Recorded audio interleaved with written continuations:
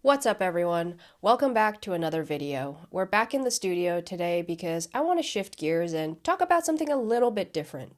Don't worry, it's still going to be forensics and CSI related. Now, CSI and forensics is pretty freaking cool. There's so much we can do both in the lab and in the field, and there's so much technology, and the science is always changing, and it's pretty freaking incredible. But here's the thing. All of that work, all the hours spent collecting evidence, processing, documenting, none of that means anything if it's not properly entered into court. So today's video is going to be a little bit longer because I want to talk about a little bit about the legal standards that govern how our evidence and expert witness testimony is admitted. Yep, that's right. I'm going to be talking about Frye and Daubert. Okay, so let's start with Frye. And Frye basically means the Frye standard. It comes from the 1923 case of Frye versus United States, and in that case, James Alfonso Frye was accused of murder.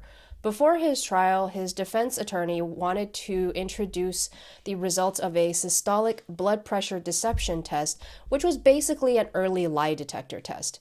His lawyers argued that the test would have proved Frye was telling the truth when he denied committing the crime. This was denied by the court because the scientific community didn't generally accept it.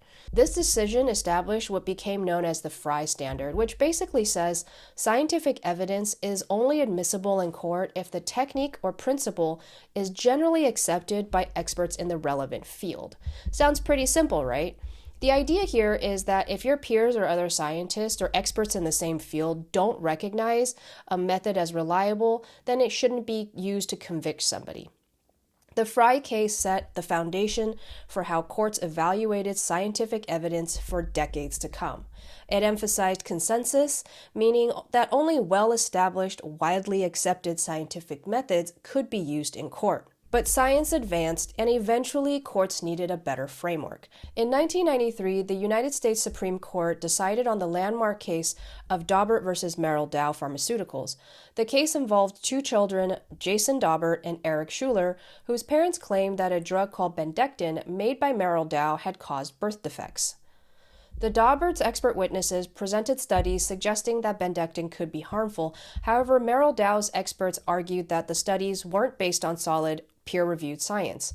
The lower courts threw out the plaintiff's evidence, saying that it didn't meet the old Frye's general acceptance standard. But the case eventually reached the Supreme Court, and the justices ruled that Frye was no longer the controlling standard in federal courts.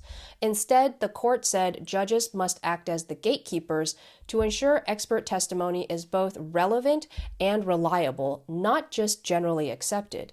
They provided several factors that judges can consider. Number 1, has the theory or method been tested? Number 2, has it been peer-reviewed or published? Number 3, are there known or potential error rates? Number 4, are there standards controlling its operation? And number 5, is it generally accepted within the field? The Supreme Court remanded the case back down to the lower courts to reconsider using this new standard. The result was, however, still the same. The evidence did not meet the standard, and Daubert ultimately lost the case, but not before majorly changing precedent and creating the Daubert standard, which shifted the focus from general acceptance to scientific validity and reliability. The Daubert decision replaced Frye in federal courts and many state courts. Instead of just asking whether something is generally accepted, Daubert asked the question, is this evidence scientifically valid and relevant? But Daubert didn't stand alone, even though it was the landmark case that changed evidence admissibility. Two later cases expanded on it, GE versus Joyner, 1997, and Kumho-Tyer versus Carmichael in 1999. Together, the three are collectively called the Daubert Trilogy. In General Electric versus Joyner in 1997, the case involved Robert Joyner, who claimed that exposure to chemicals used by General Electric caused his lung cancer. He hired expert witnesses who linked the chemicals to cancer, but the trial judge excluded their testimony, saying the connection between the data and the conclusions wasn't strong enough. Joyner appealed, arguing that the judge shouldn't have the power to reject his experts. The case eventually went to the Supreme Court, and the Supreme Court ruled that the trial judges do in fact have discretion to decide whether the expert's reasoning and conclusions logically follow from the evidence. In other words, judges can exclude expert witness testimony if there's too great a gap between the data and what the experts claim. This case reinforced the judge's role as the gatekeeper, emphasizing that scientific evidence must not only be relevant and reliable, it also must make logical sense. Now, lastly, we have Kumho Tire versus Carmichael, 1999, in which the Supreme Court further clarified the Daubert standard. In this case, a tire on a vehicle driven by Patrick Carmichael blew out and caused an accident that killed one passenger and unfortunately injured others. At trial, the Carmichael family's expert, who was a tire failure analyst, say that 10 times fast, said the tire failed due to a manufacturing defect, while Kumho Tires argued that the expert's methods were not scientifically valid. The question for the court became, does the Daubert standard apply only to scientific experts or to all kinds of expert witness testimony? The Supreme Court ruled that the Daubert standard applies to all expert testimony, whether it's based on scientific, technical, or specialized knowledge.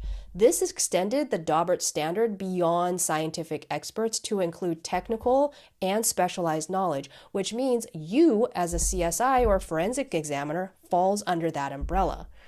It confirmed that anyone giving expert witness testimony must be able to show their methods are reliable, tested, and based on sound reasoning.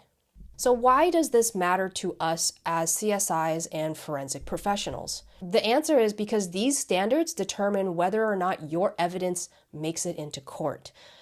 Most of the time with crime scene investigations or field investigations, you're not likely to encounter Daubert or Frye because the focus of your testimony will be mainly on what you did at the scene, how you processed, did you follow protocol, and more importantly, chain of custody. However, if you have to analyze or process evidence in the lab or render a conclusion like myself as a latent print examiner, then Daubert or Frye can be very relevant to you. You could be involved in what's called a Daubert hearing, which is basically a pre-trial hearing to evaluate whether the expert witness's testimony is reliable and relevant enough to be presented.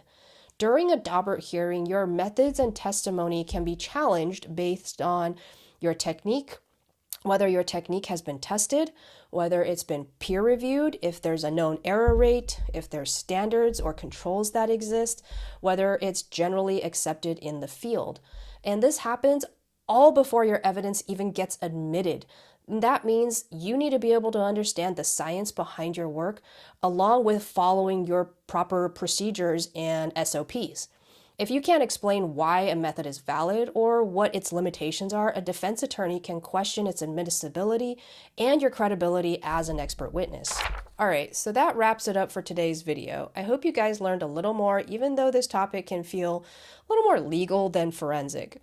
But understanding Frye and Daubert is such an important part of what we do. You could process a scene perfectly, collect all the evidence, write a beautiful report, and do the best analysis or make the best IDs, but at the end of the day, if that work doesn't meet legal standards, it may never see the inside of a courtroom. And part of our job is making sure our science can make it and stand up in court. So if you found this video to be helpful, make sure you share it with someone in your unit or a student who's getting into forensics. Let me know down in the comments if you've ever experienced a Daubert hearing or what was your most challenging experience in court. Also, if you want to support the channel, then head over to my shop where you can pick up some merch like this awesome shirt or a nice little mug. Anyway, thanks for watching, you guys. Don't forget to like, comment, and subscribe. And as always, I'll see you guys at the next one.